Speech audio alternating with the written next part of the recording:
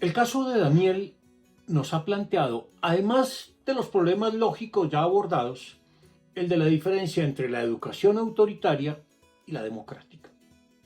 En la primera, se pretende que obedezcamos y sigamos reglas. En fin, que nos guiemos por mandatos externos. La educación democrática, en cambio, apunta a un ideal más elevado, el de la razonabilidad. Una educación para la razonabilidad implica que hagamos permanentemente un triple ejercicio: el de dar razones, el de pedir razones y el de evaluar las razones que damos o que nos piden. En primer lugar, se trata de dar razones para lo que decimos, sentimos, pensamos, etc. Y para explicar nuestras ideas y justificar nuestras acciones y valoraciones. Por supuesto, no podemos dar cualquier razón. Estamos obligados a dar las mejores razones que nos sea posible. Es cierto que a veces no tenemos razones suficientes para pensar o hacer algo, pero podemos ofrecer algunas razones como punto de partida y luego ir explorando nuevas razones en el curso de la conversación o la discusión. Pero no es posible un diálogo razonable si no partimos del presupuesto de que quienes participamos en él estamos dispuestos a dar razones y a mostrar su validez. En segundo término, debemos pedir razones que expliquen y justifiquen sus puntos de vista a nuestros interlocutores, y ello de tal manera que estos se vean obligados a hacer el mismo ejercicio con que nosotros ya nos hemos comprometido. Por supuesto, no es válido pedir razones de cualquier manera. Habrá que ver en cada caso cuál es el modo adecuado de hacerlo, pues no se trata de reclamar o de forzar las razones de otros. Las razones no se piden a la fuerza, sino a través de preguntas, de sugerencias, de solicitudes respetuosas. Pero en la medida en que nos exigimos razones los unos a los otros, llega un momento en la conversación en el cual las razones en juego ya no son mías o tuyas, de esta o de aquella persona.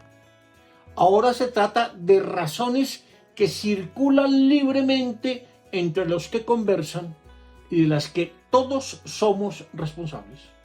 No se trata entonces de defender mis razones o de atacar las razones de otros, sino de evaluar las razones en juego, independientemente de quién las haya formulado. Es entonces cuando empezamos a preguntarnos si esas razones son buenas o malas. Y para evaluar las razones necesitamos criterios. Para empezar, se pueden invocar criterios muy básicos como los siguientes: pertinencia, adecuación al contexto, oportunidad.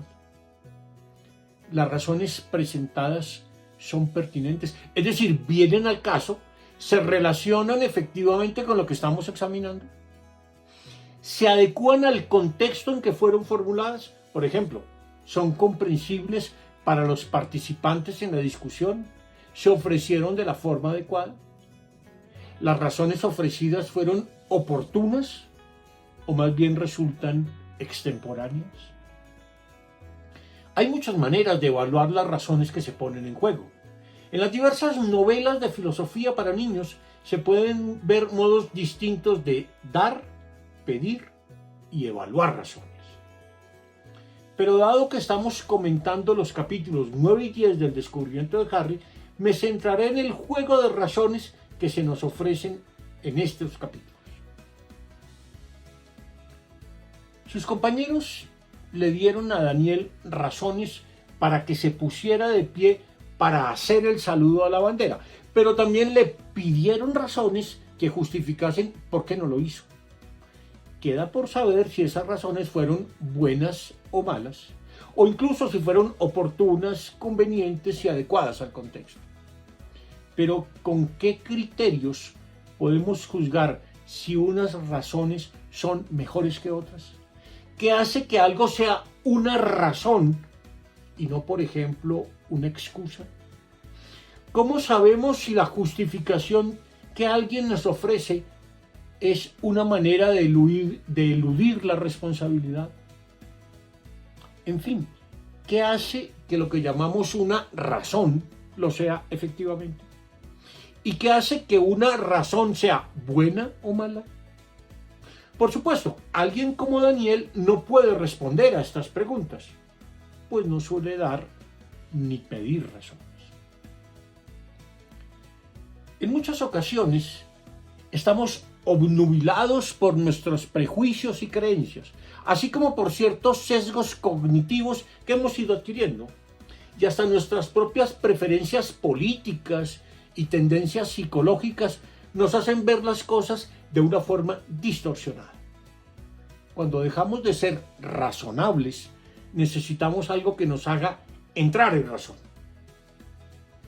Esto ocurre, por ejemplo, cuando nos dominan emociones tan poderosas como el miedo, la ira, el odio, la envidia e incluso el amor. Para ser razonables, lo primero que necesitamos es entrar en razón. Y cuando digo entrar en razón, me refiero a disponernos para la escucha de las razones de otro, para la búsqueda de alternativas en medio de una conversación y sobre todo disponernos para cuestionar tanto los puntos de vista de otros como nuestros propios puntos de vista. Sin el cultivo de esta disposición para entrar en razón, de nada sirven todas las habilidades lógicas que tengamos, pues la persona razonable no es la que razona de forma eficiente, a gran velocidad, sino la que está dispuesta a comportarse de forma razonable. Para que Daniel pueda entrar en razón, en este capítulo se recurre a dos estrategias distintas, la del profesor Pardo y la de Toño. La primera de ellas hace uso de una técnica elemental, la del contraejemplo. Toma las razones que los papás le dan a Daniel, pero las aplica en una circunstancia nueva para ver si también allí funciona. Como probablemente sabes, Daniel, le dice el profesor Pardo, hay personas seguras de que saben lo que quiere decir la Biblia. Quizás tus papás estén entre ellos, y esas personas creen que la Biblia prohíbe las transfusiones de sangre. Imagínate que estuvieras muy enfermo y fueras a morir a menos que te pudieran hacer una transfusión de sangre. ¿Aún así harían bien tus padres en oponerse? El contraejemplo del profesor Pardo es muy sugerente, pues plantea un problema fundamental: si lo que dice la Biblia debe tomarse o no literalmente, y si por tanto lo que hacen Daniel y sus papás es o no es razonable, y él no tiene cómo objetarlo. La estrategia de Toño es distinta. Él recurre a lo que los antiguos griegos llamaban un ejercicio dialéctico. De ese tipo de ejercicios podemos encontrar múltiples ejemplos en las conversaciones que tenía Sócrates con los sofistas en los diálogos de Platón. Allí les planteaba una serie de preguntas que los obligaban a revisar los supuestos sobre los cuales estaban fundados sus puntos de vista. Veamos cómo Toño hace algo semejante con Daniel. Daniel, dijo Toño, hace un momento dijiste que no honrarías a tus papás si no estuvieras de acuerdo con ellos. ¿Eso lo dice la Biblia o es una conclusión que sacaste por ti mismo? Creo que llegué a esa conclusión por mí mismo, contestó Daniel. Y según has admitido, podrías equivocarte, ¿no? Continuó Toño. Claro que podría, contestó Daniel con aire perplejo. ¿Pero en qué? Bueno, no es posible, preguntó Toño, que no haya ninguna deshonra en no estar de acuerdo con alguien? No te entiendo, protestó Daniel. Por ejemplo, el profesor Barrios, dijo Toño. A él en realidad le gusta que no estemos de acuerdo con él. Quiere que hagamos preguntas sobre lo que nos explica y si llegamos a conclusiones distintas de la suya, no por eso deja de respetarnos. Detengámonos un momento en este diálogo. Toño no le objeta a Daniel nada de lo que ha dicho, ni afirma en ninguna parte que esté equivocado. Al contrario, recoge lo que él mismo, lo que Daniel ha dicho, y le hace preguntas sobre cómo llegó a las conclusiones a las que llegó. No lo refuta, solo lo invita a que examine el modo como razona y si lo hace de forma relevante. Es decir, le pide que examine si puede llegar a esas conclusiones a partir de estas premisas. Tampoco le dice en ninguna parte que se esté contradiciendo, pero le sugiere, a través de las preguntas que le plantea, que puede haber inconsistencias o al menos supuestos falsos o dudosos en lo que piensa, pero sin hacerle reclamo alguno. Más bien, le plantea ejemplos alternativos que dejen pensando a Daniel. El contraejemplo del profesor Pardo y el ejercicio dialéctico de Toño lograron calar mínimamente en la mente de Daniel. Al menos le dejaron planteadas algunas dudas. Pero aunque él se compromete a hablar con sus padres e intentar razonar con ellos para resolver el malentendido, el intento por entrar en razón no funciona ni con Daniel ni con sus padres. Lo que han hecho aquí Harry y sus compañeros es intentar encontrar un tipo particular de buenas razones, las buenas razones para actuar. Si bien no han encontrado una solución razonable al conflicto de Daniel, al menos han aprendido que ciertas cosas no pueden ser buenas razones para actuar. Veamos algunas cosas que no pueden ser buenas razones para actuar. Lo primero que no puede ser una buena razón para actuar es que otras personas lo hagan, pues cada uno debe buscar sus propias razones para hacer lo que hace. No me puedo guiar a la hora de actuar por las ideas de otros. Otra cosa que es una mala razón para actuar es el hecho de que lo mande una autoridad, pues tener la autoridad no necesariamente es tener la razón, ya que a menudo las autoridades actúan de forma impulsiva e irracional. Tampoco puede considerarse una buena razón para actuar el que sintamos que debemos hacerlo, pues el mero asentimiento de la mente o del corazón no son razones suficientes para justificar nuestros actos. Sin duda, debemos escuchar nuestro corazón y tenemos que intentar comprender las cosas con nuestra mente, pero no por ello debemos renunciar al examen racional de las situaciones, de las circunstancias específicas.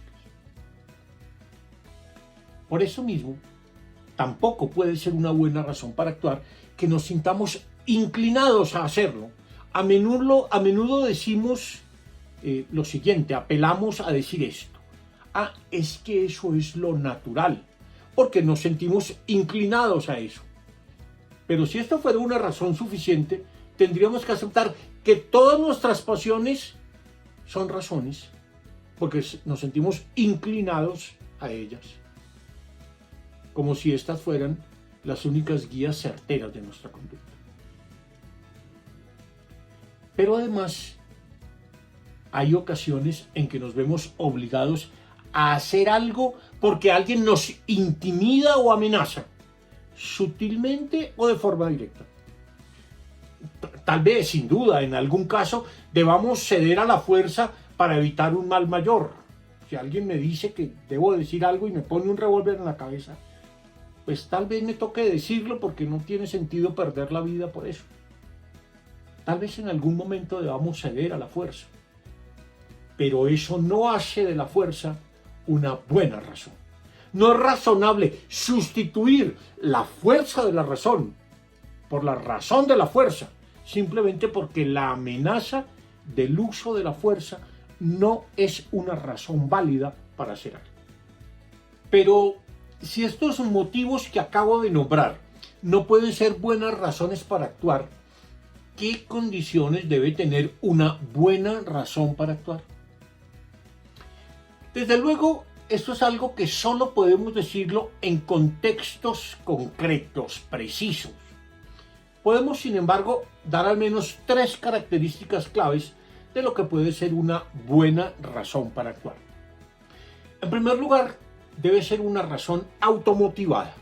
Es decir, los motivos para actuar deben surgir del propio agente, es decir, de la persona que actúa. Debe inspirarse, nuestras acciones deben inspirarse en un motivo que es a la vez propio y legítimo, y no en el mandato de otros o en simples inclinaciones, gustos, pareceres personales. Una razón para actuar es una razón que uno encuentra en sí mismo, por sí mismo, y que se constituye en un principio, en una máxima que se da uno a sí mismo como principio de sus actos. En segundo término, y como consecuencia de lo anterior, una buena razón para actuar debe ser consciente. No solo porque debemos darnos cuenta de cuál es la razón a la que atendemos, sino porque ésta se funda en supuestos que debemos conocer y aceptar, y porque tiene unas consecuencias que podemos prever. Al invocar una razón, debemos ser conscientes siempre, al menos de 2 cosas: de los supuestos en que se funda y de las consecuencias a las que tiende. En tercer lugar, una buena razón para actuar debe ser justificada, es decir, debe venir acompañada de un cierto conjunto de razones que no solo expliquen las causas por las que hacemos o dejamos de hacer algo, sino que justifiquen que ese y no otro es el modo de actuar correcto, e incluso el mejor modo de actuar posible en esas circunstancias. Las razones que deben acompañar la acción deben ser no solo explicativas, deben ser razones justificatorias. Es decir, deben ser razones que justifiquen, que hagan justo lo que hacemos. Es claro que Daniel, y solo él, podría encontrar una buena razón para saludar a la bandera. Pero es claro también que no la tiene, porque no es capaz ni de examinarse a sí mismo, ni de examinar las circunstancias en que actúa. Él no tiene otra instancia a la cual recurrir que a sus padres, y estos no están dispuestos a razonar. Solo esperan que Daniel obedezca. Para encontrar buenas razones, es preciso estar dispuestos a discutir con otros, pero no para ganar la discusión a toda costa, sino para ampliar nuestras perspectivas y para ser autocríticos con nuestras propias formas de razonar. Todos, de buena o de mala fe, cometemos errores de razonamiento y debemos estar dispuestos a identificarlos y a corregirlos. Harry y sus compañeros son conscientes de esto. De allí el juego que le proponen a la señorita Jaimes al comienzo del capítulo 10, en el cual la profesora asume el rol de ser jueza, y una jueza bastante severa del modo como ellos razonan. Ella, aunque respeta a las personas, es implacable a la hora de confrontar sus argumentos y no teme poner de presente las tendencias de los razonamientos de sus estudiantes. A Guillermo le cuestiona que pretenda intimidar a otros con la forma de defender sus ideas, a Manuela que recurra simplemente al sentimiento, a Janet que recurra a una autoridad que no viene al caso, y a Miguel que intente desviar las discusiones planteando asuntos irrelevantes. Distinguir entre buenas y malas razones es una habilidad esencial de una educación filosófica. El problema es que no hay un canon de las buenas razones, es decir, una lista predeterminada de qué razones son buenas y cuáles razones son malas. Y tampoco hay unas reglas aplicables a todos los casos para distinguir entre una buena y una mala razón.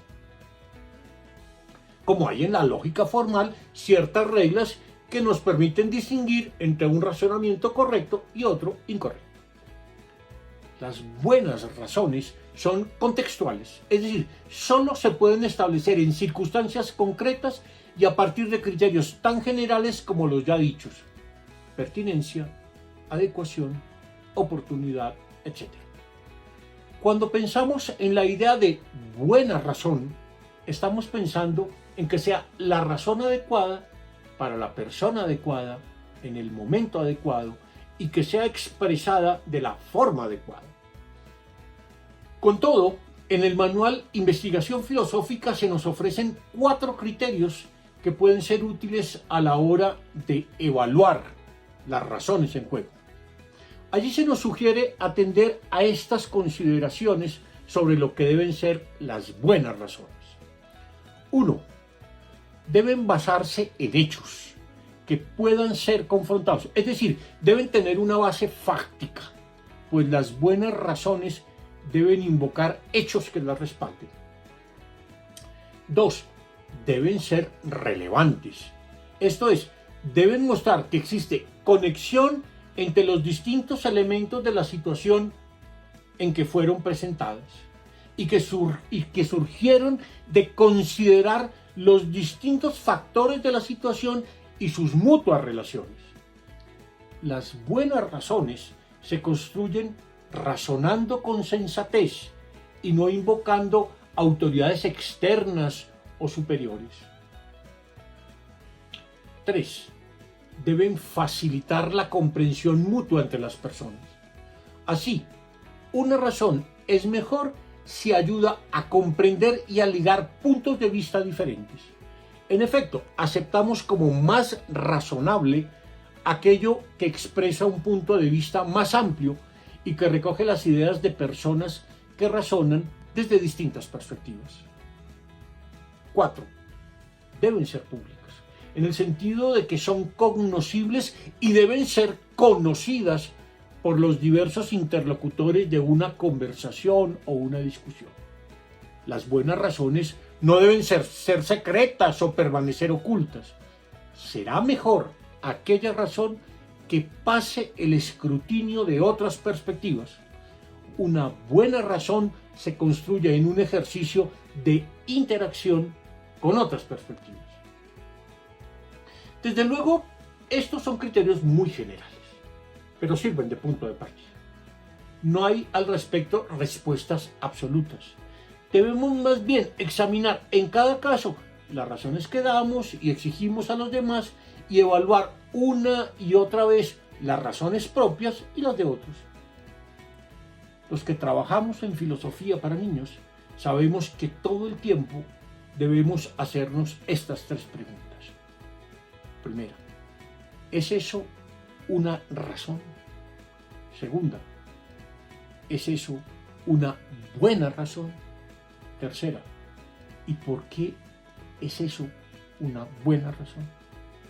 Las 3 son preguntas ineludibles si queremos ser cada día personas más razonables.